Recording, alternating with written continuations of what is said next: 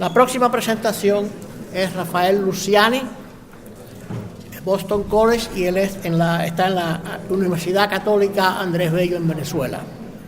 Y va a hablar sobre Towards a Synodal Church. Luciani.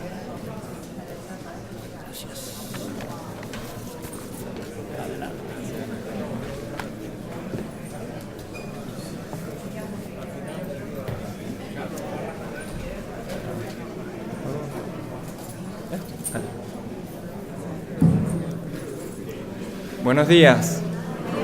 Bueno, muchísimas gracias a todas y todos por estar acá en estos 2 días, especialmente hoy que es sábado, y podemos compartir pues estos temas para comprender un poco mejor el contexto eclesial en el que estamos viviendo. 4 puntos quiero compartir y desarrollar: la vía de la conversión pastoral, superar el modelo eclesial preconciliar, la sinodalidad como dimensión constitutiva y como eje estructurador de la reforma de la Iglesia, y la sinodalidad como dimensión constituyente y vinculante. Con Francisco entramos en una nueva fase en la recepción del Concilio Vaticano II, pero no podemos caracterizar esta nueva fase de la recepción conciliar sin encontrar sus raíces en el contexto eclesial latinoamericano. La Quinta Conferencia General del Episcopado de América Latina y el Caribe, reunida en Aparecida en el 2007, aporta 3 elementos a tomar en cuenta en la cadena de transmisión de la actual recepción conciliar que llega a Francisco. Los obispos ahí reunidos, en el documento conclusivo, en el número 369, dicen lo siguiente: nos motiva la eclesiología de comunión del Concilio Vaticano II, la eclesiología primero, el camino sinodal en el posconcilio segundo, y las anteriores conferencias generales del Episcopado Latinoamericano tercero. En su reciente discurso, en ocasión del 40 aniversario de Puebla, la tercera conferencia general del Episcopado Latinoamericano y del Caribe, el Papa Francisco trazó con mayor precisión esta línea de recepción, a la luz de esos 3 elementos de Aparecida. Dice: primero, el concilio; segundo, señaló a la Evangelii Nunciandi en relación con el camino sinodal emprendido por Pablo VI; y tercero, menciona a las conferencias de Puebla y Aparecida, refiriéndose al magisterio latinoamericano, saltando a Santo Domingo. En esta, así lo dice el texto que él lee, que está disponible en la página web del Vaticano. En esta cadena, dice Francisco, se encuentran las raíces de Evangelii Gaudium, que es la visión programática de su pontificado. Sin embargo, cuando se refirió específicamente a las raíces latinoamericanas, no podemos pasar por alto que valoró la eclesiología del pueblo de Dios en Puebla, pero no tomó en cuenta Santo Domingo, y además reconoció, muy importante, la labor profética de Gustavo Gutiérrez, fundador de la Teología de la Liberación. Esta articulación de la recepción conciliar que describe Francisco hace que las reformas eclesiales que ha emprendido se comprendan a partir de 2 procesos que se implican mutuamente, o sea que no podemos separarlos: conversión pastoral, conversión sinodal. En la unidad, en la articulación de ambas, se produce lo que hoy vivimos, que es el momento de la conversión ministerial. La relación que existe entre estas 2 nociones explica entonces la eclesiogénesis que estamos viviendo desde el inicio del pontificado de Francisco. La conversión pastoral representa la raíz genuinamente latinoamericana de la recepción. La conversión sinodal, la continuidad y la profundización del espíritu del concilio. De ambas surge entonces lo que podemos llamar la conversión ministerial, como ha acontecido en el Sínodo para la Amazonía. Por eso quiero detenerme entonces en estos conceptos. Conversión pastoral, fuera del contexto de América Latina, es una noción que cuando uno va a tantos países cuesta entender, y parece una noción pues obvia y natural, y no lo es fuera de ciertos contextos, ¿no? la vía pues primero de la conversión pastoral. En Evangelii Gaudium, Francisco llama a entrar en un estado perenne, dice perenne de reforma. La vía por la que avisora este camino es la de la conversión pastoral. Así lo dice en el número 27 de Evangelii Gaudium. Cito: sueño con una opción misionera capaz de transformarlo todo para que las costumbres, dice, los estilos, los horarios, el lenguaje y toda estructura eclesial se convierta en cauce adecuado para la evangelización. Costumbres, estilos, horarios, lenguaje, estructuras. La reforma, continúa el texto, de estructuras que exige la conversión pastoral solo puede entenderse en este sentido: procurar que todas ellas se vuelvan más misioneras y que la pastoral ordinaria en todas sus instancias sea más expansiva y abierta, que coloque a los agentes pastorales en constante actitud de salida. De este modo, la conversión pastoral es presentada como la condición sin la cual no habrá una verdadera reforma eclesial. Ella implica, pues, revisar costumbres, estilos, horarios, lenguaje, toda la estructura eclesial.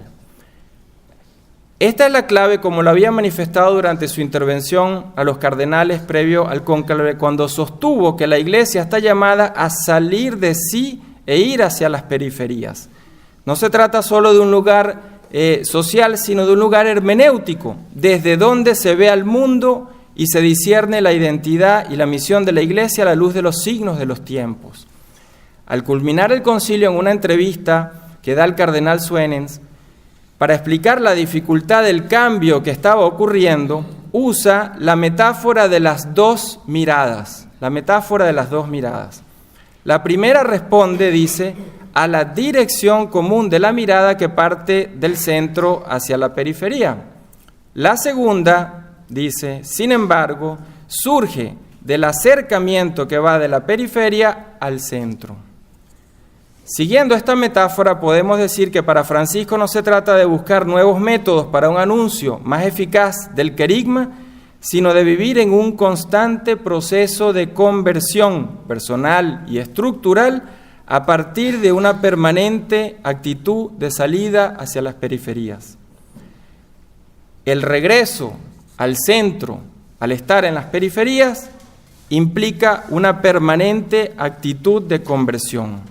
Un proceso de proceder eclesial, un modo que, estando en la base, llama a reconstruir la comunión entre todos los sujetos y niveles hasta llegar a constituirnos en pueblo de Dios.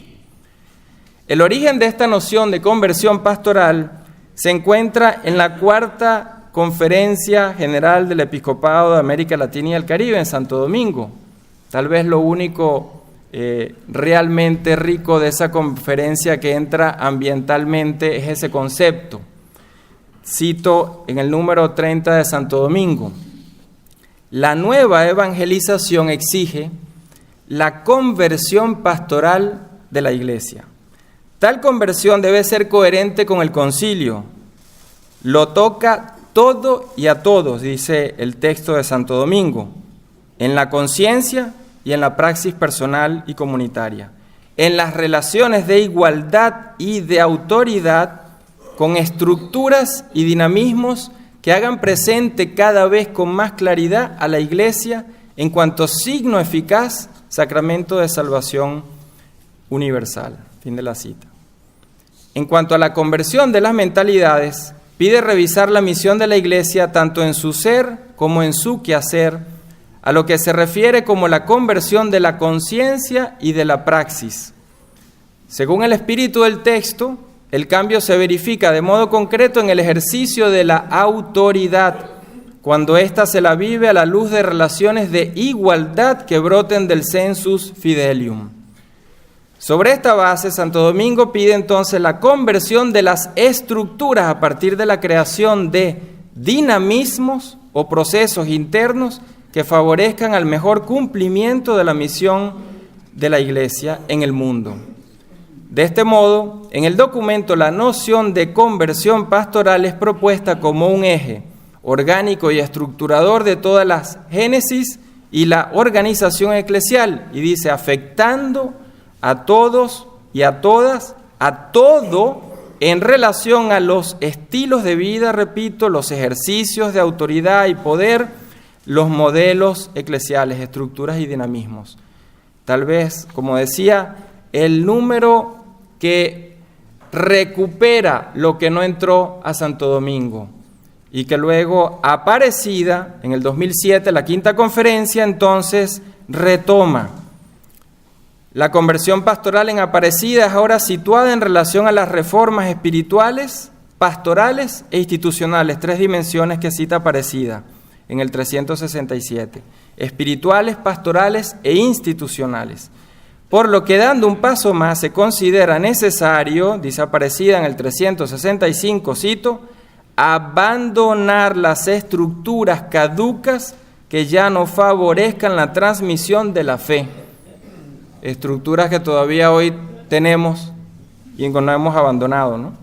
El documento de Medellín, la segunda conferencia general del episcopado latinoamericano en 1968, ya había pedido superar este modelo preconciliar de cristiandad al decir que estaba basado, dice Medellín, en una sacramentalización con poco énfasis en la previa evangelización. Al asumir pues esta categoría de la conversión pastoral, Aparecida resitúa el modelo de la Iglesia Comunión al interno del modelo Pueblo de Dios, generando un modo eclesial de proceder sinodal, en el que, cito Aparecida 371, una frase interesantísima, los laicos deben participar, y dice, del discernimiento, de la toma de decisiones, 2, de la planificación, 3, y de la ejecución, 4 elementos de un proceso eclesial. Discernimiento, toma de decisiones, planificación, ejecución, 2007 Aparecida. La emergencia en Aparecida de estos primeros indicios de una eclesiología en clave sinodal incluye entonces los procesos completos de discernimiento, toma de decisiones, planificación y ejecución, y radica en una eclesiología a partir de la cual todos somos pueblo de Dios evangelizador, Aparecida 157. Por tanto, cito, la vocación al discipulado misionero, dice el documento, es con vocación. La vocación es con vocación entre los diversos sujetos y niveles. Una frase poderosa, hermosísima. Es decir, que lo vertical y lo horizontal no se pueden separar. Si no hay relaciones horizontales, no se puede construir desde abajo hacia arriba la sinodalidad. Esto es articulado de un modo extraordinario en el número 186 de Aparecida, cuando describe al obispo en el marco del pueblo de Dios diciendo lo siguiente, refiriendo a el obispo: junto con todos los fieles y en virtud del bautismo, somos, se refiere a los obispos, dicen ellos, ante todo discípulos y miembros del pueblo de Dios.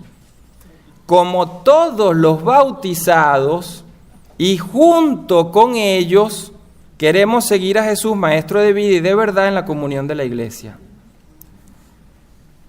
La consecuencia de esta eclesiología es que produce una inversión de la pirámide preconciliar eclesial que conlleva la necesidad de emprender una reforma orgánica que no solo resitúe a los estilos de vida y a los modos de relacionarse, sino que replantee las dinámicas y el manejo del poder en las estructuras eclesiales a la luz de la eclesiología del pueblo de Dios. Segundo punto, entonces, es cómo esto implica una superación que pareciera que hemos hecho y sin embargo no.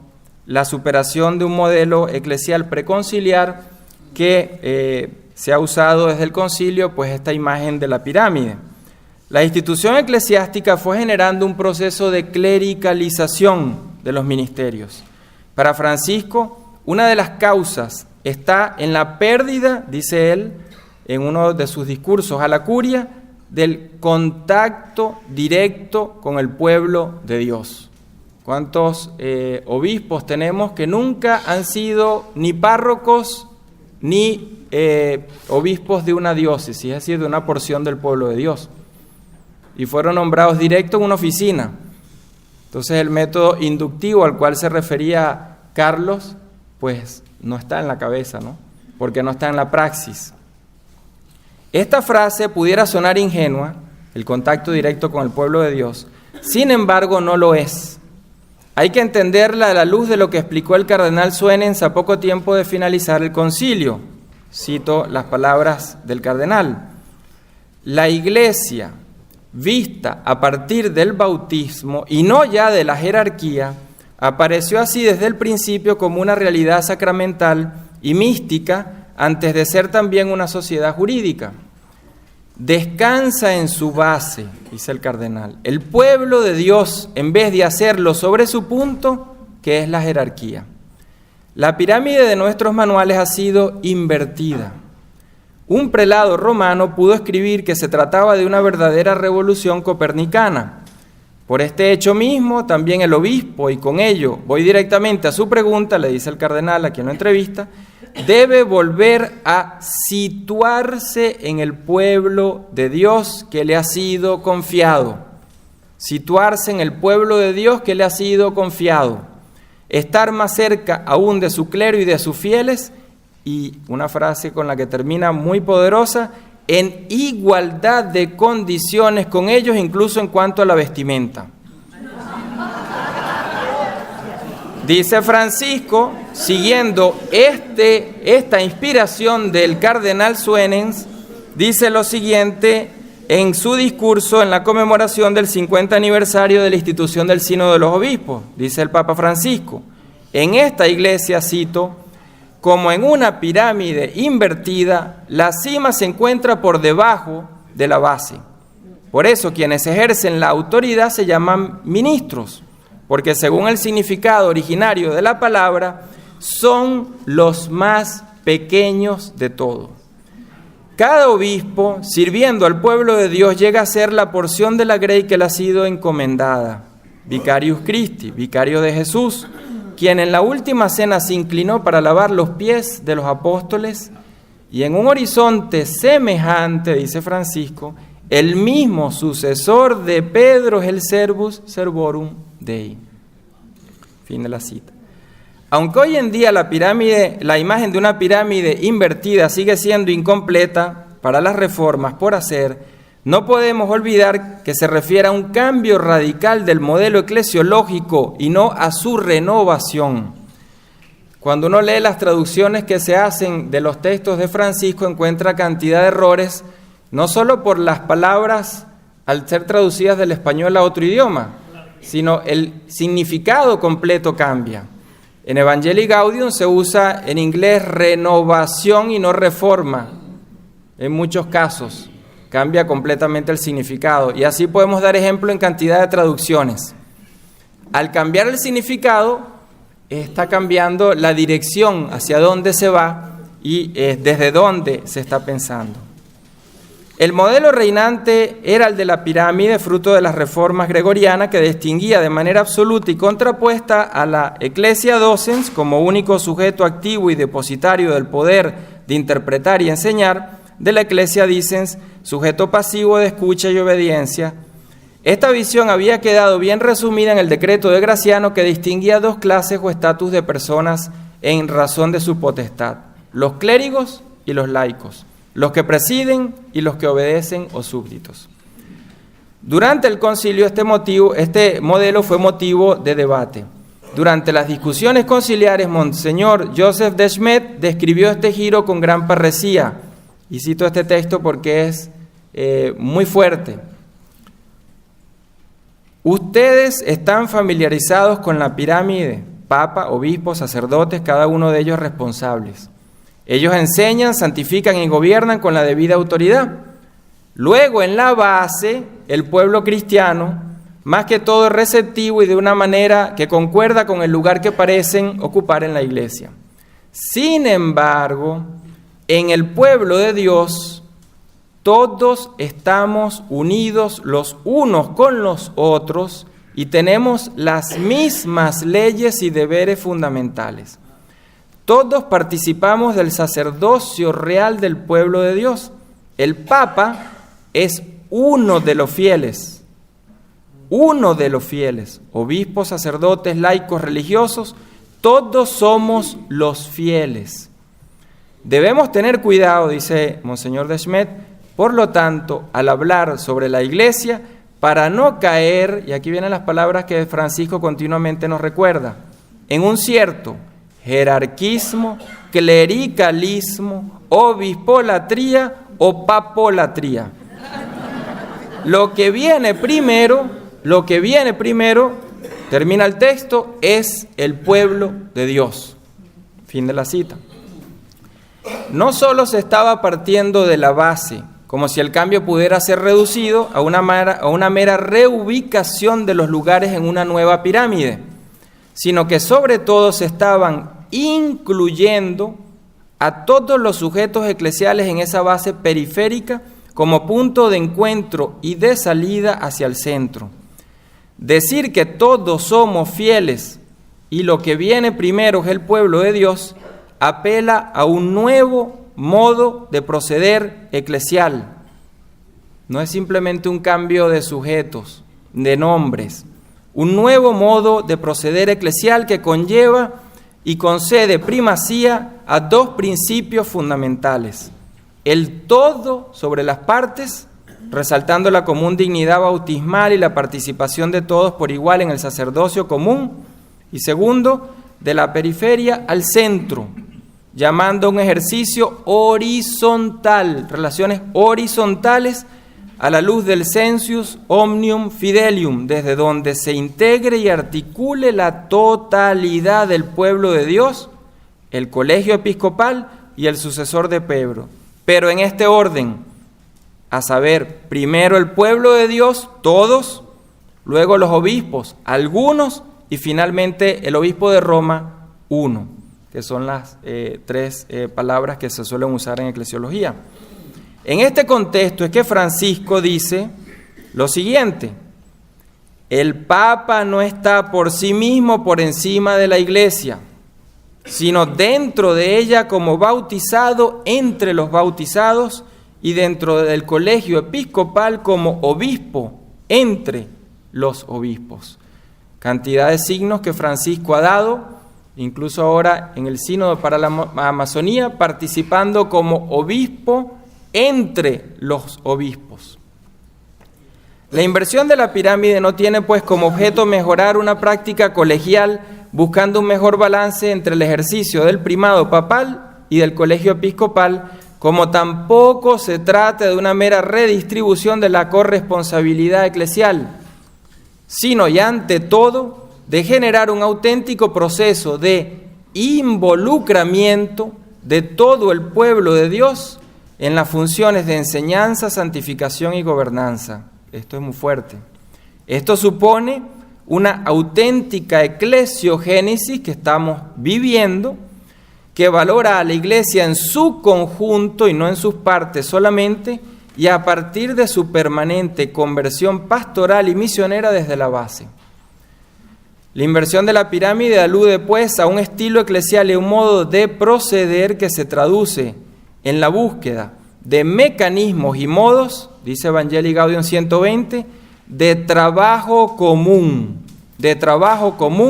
en la participación de todos según la diversidad y originalidad de los dones y servicios. Trabajo común en la participación de todos según la originalidad de los dones y servicios y la diversidad. Porque, termina el texto, en virtud del bautismo recibido, cada miembro del pueblo de Dios se ha convertido en discípulo misionero. Cada uno de los bautizados, cualquiera que sea su función en la Iglesia y el grado de su ilustración, de su fe, es un agente evangelizador, no un sujeto pasivo, un agente evangelizador. Esto nos lleva entonces a entender ahora el tercer punto: ¿por qué la sinodalidad? ¿Y por qué no se puede separar conversión pastoral de conversión sinodal y solo en la fusión de las dos se produce la conversión ministerial. Y como les decía al inicio, conversión pastoral es la más genuina recepción latinoamericana en Francisco, en eso que iba describiendo. Conversión sinodal, lo que se produce a la luz de la conversión pastoral en él, profundizando el concilio. Y de ahí surge entonces la conversión ministerial. La sinodalidad como dimensión constitutiva y como eje estructurador de la reforma. La forma mentis de este giro eclesiológico que impulsa a Francisco lo encontramos expresada en su discurso durante la conmemoración del 50 aniversario de la institución del Sínodo de los Obispos. Ahí no solo definió la naturaleza de la Iglesia, sino hacia dónde debía ir la reforma. Cito las palabras del Papa. El camino de la sinodalidad es el camino de Dios que Dios espera de la Iglesia del tercer milenio. Lo que el Señor nos pide, en cierto sentido, ya está contenido en la palabra sínodo: caminar juntos, laicos, pastores, obispo de Roma. El reciente documento de la Comisión Teológica Internacional sobre la sinodalidad la define como dimensión constitutiva de toda la Iglesia, y se refiere a ella como la forma específica de vivir y obrar. La podemos definir aún más como un modo eclesial de proceder, un eje que atraviesa la vida en su totalidad de la Iglesia, en todas sus dinámicas, procesos, instancias, niveles, sujetos, etc. Por lo que también es una dimensión constituyente, es procesual, antes que una mera práctica de índole funcional y organizacional.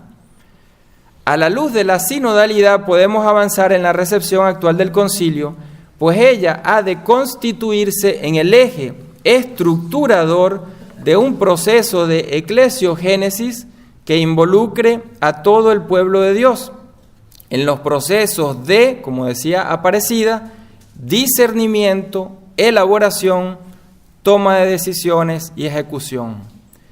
En la manera de concretar el clásico principio medieval, según lo cual lo que afecta a todos debe ser tratado y aprobado por todos. Al ser la sinodalidad una dimensión constitutiva y constituyente, o sea, eje y proceso, de lo eclesial, no puede identificarse con un acontecimiento puntual ni reducirse a un método. La sinodalidad es mucho más que las formas institucionales clásicas mediante las cuales ésta se puede realizar, como son los concilios, los sínodos o los consejos, etc. La sinodalidad es mucho más que el sínodo. El sínodo es expresión, pero no culmina un proceso sinodal ahí. Bernard Frank sostiene que la esencia de la sinodalidad es un espíritu en lugar de un principio, porque acentúa las relaciones y los procesos entre los sujetos. Esto se logra por medio de dinámicas participativas como son, y dice Bernard Frank, la escucha recíproca, el intercambio y la comunicación, el compartir y la solidaridad, el deseo de llegar a un consenso, a una convicción común. Esto requiere, continúa, la voluntad de colaborar y cooperar, de aceptar y de acoger, de dar y de recibir. Esto supone, dice al final del texto, relaciones impregnadas de respeto y de caridad, de humildad y de pobreza. Así es el espíritu sinodal. Gilles Routier, un eclesiólogo canadiense que ha estudiado de los más importantes también en la recepción del concilio, define la sinodalidad en los siguientes términos.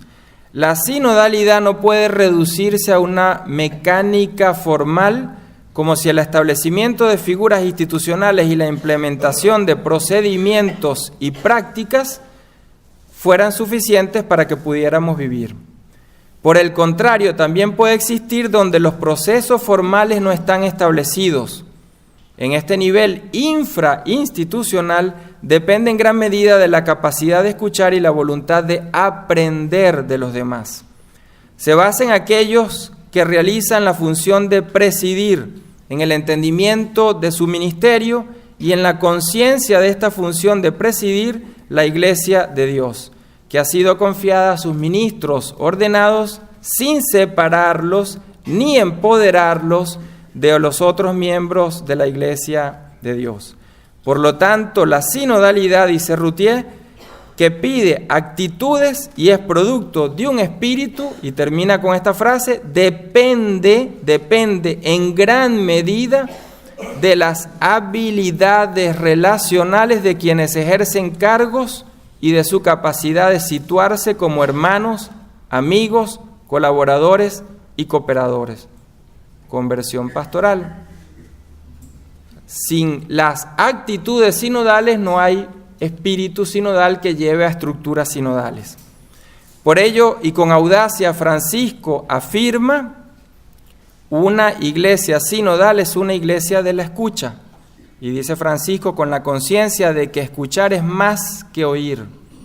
Es una escucha recíproca, en la cual cada uno tiene algo que aprender. Pueblo fiel, colegio episcopal, obispo de Roma.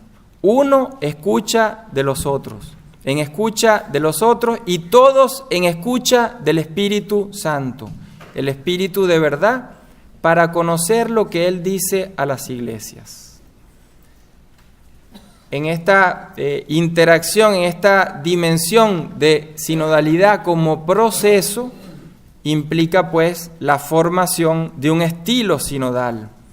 Si no hay la formación de actitudes, escucha, discernimiento, diálogo, capacidad de construir consensos, no se pueden generar los procesos de sinodalidad, los procesos de reforma. Por eso a veces, ¿y qué hace Francisco? ¿Y dónde está la reforma? Bueno, no se trata de imponer una estructura, de quitar a una persona y poner a otra, como lo ha dicho él en repetidas oportunidades. Puedo quitar a alguien del cargo, pero la estructura sigue funcionando de la misma manera. Formación de un estilo eclesial sinodal implica formación de actitudes.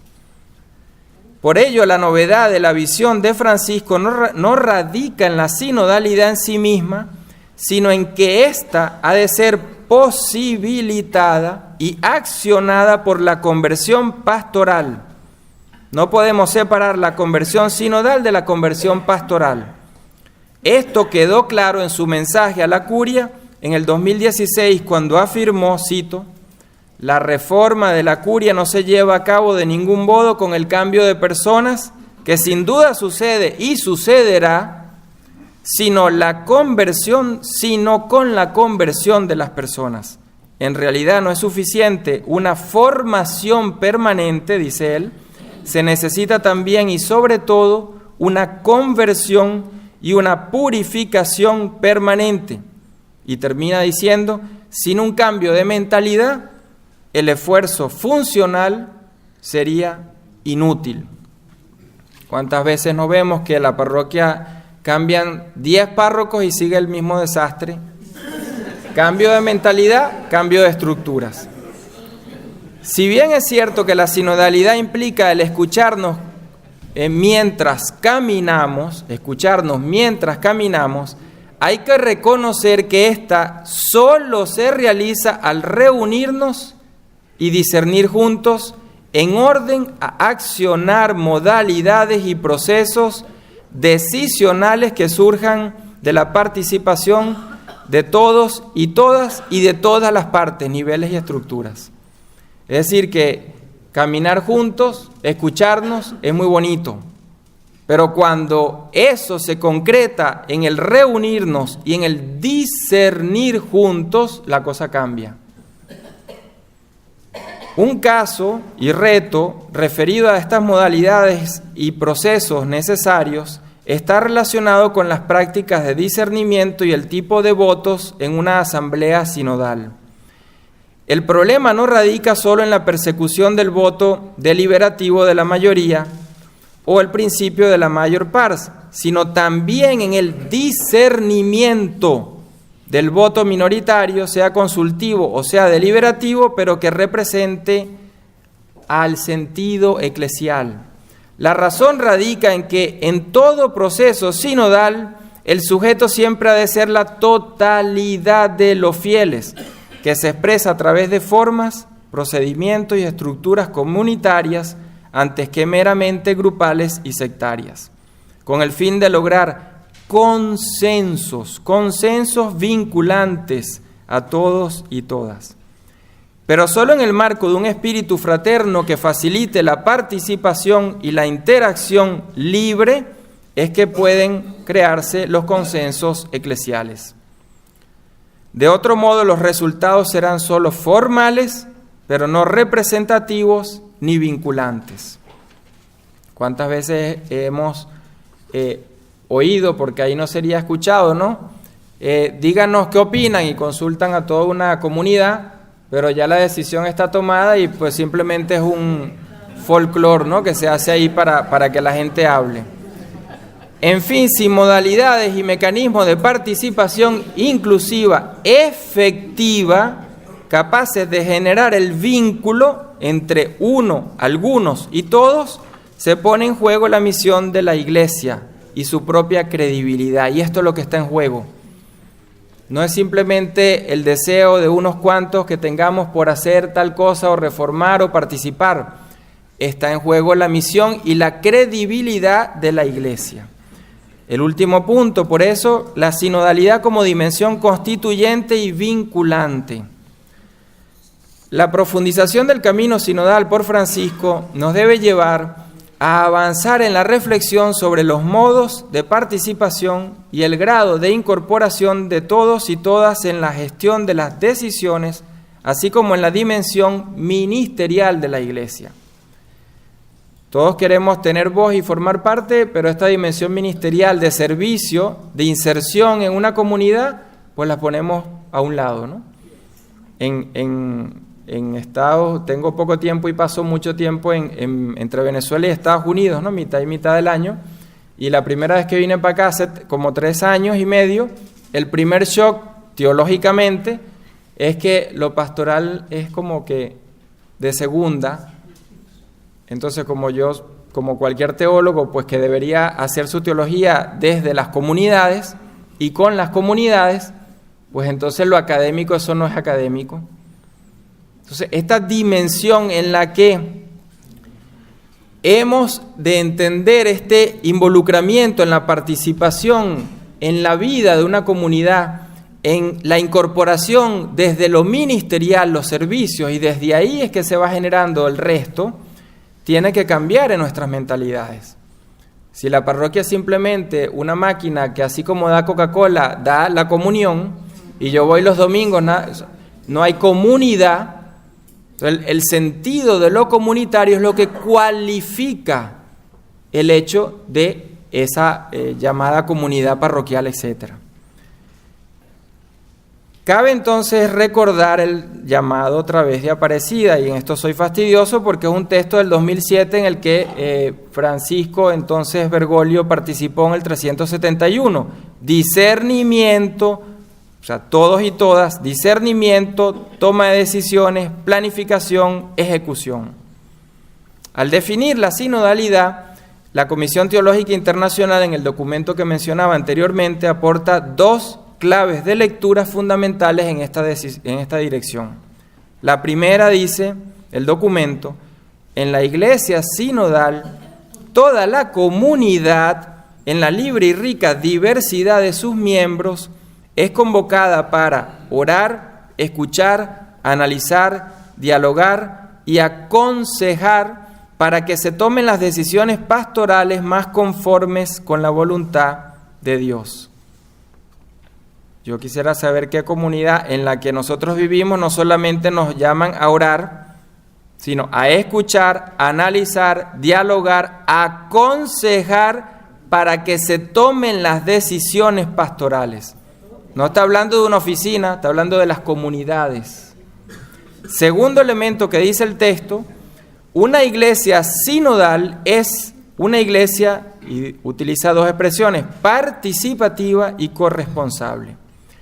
En el ejercicio de la sinodalidad está llamada, dice el documento, a articular la participación de todos según la vocación de cada uno, con la autoridad conferida por Cristo al colegio de los obispos presididos por el Papa. Continúa el documento: la participación se funda sobre el hecho de que todos los fieles están habilitados y son llamados para que cada uno ponga al servicio de los demás los respectivos dones recibidos del Espíritu Santo. No es un regalo. El Espíritu que habita en nosotros nos habilita para servir. En el fondo, lo que está en juego es el propio modelo de iglesia que podemos tener, y este es el gran problema. El modelo eclesiológico es decisivo para concebir los sujetos y sus modalidades de participación, así como para determinar la vinculación de los ministros ordenados a los procesos de elaboración de decisiones. Si se entiende a la iglesia desde su condición de discípula misionera, entonces la totalidad del pueblo de Dios es sujeto, como decía Aparecida, como dice Evangelii Gaudium, sujeto de todos los procesos que corresponda discernir con el fin de cumplir la misión de la iglesia. Nadie puede estar excluido de la convocatoria a participar. Sin embargo, dicha participación pasa necesariamente por recuperar esta sinergia sinodal de los ministerios y los carismas presentes en la vida de la iglesia. Podemos, pues, para ir terminando, hablar de un modo de proceder sinodal caracterizado por los siguientes pasos: aconsejar en la iglesia, lo cual supone el ver, recoger datos, escuchar opiniones; juzgar, segundo elemento, es decir, evaluar lo recogido en este proceso; y tercer elemento, discernir lo asumido en orden a la misión de la iglesia; actuar. Tres elementos que concuerdan con lo que explicaba Carlos del método latinoamericano y la Gaudium et Spes, Medellín, etc. Así pues, en relación a las modalidades de participación y la creación de vínculos, es necesario distinguir entre el proceso para elaborar una decisión, decision making, mediante un trabajo común de discernimiento, consulta, cooperación, y el segundo momento, la decisión pastoral, decision taking, que compete a la autoridad del obispo, garante de la apostolicidad y catolicidad. La elaboración, dice el documento de la Comisión Teológica Internacional, es una competencia sinodal. La decisión es una responsabilidad ministerial. Lo importante es que estos dos momentos del proceso no se consideren separados, sino que sean mutuamente vinculantes. Es por ello que la Comisión Teológica Internacional habla de la circularidad que debe existir entre el sensus fidei, el discernimiento, y la autoridad en virtud de la dignidad bautismal y la corresponsabilidad de todos. Si esta circularidad funciona, entonces el proceso de decision taking no será tan distinto a lo que procede del decision making.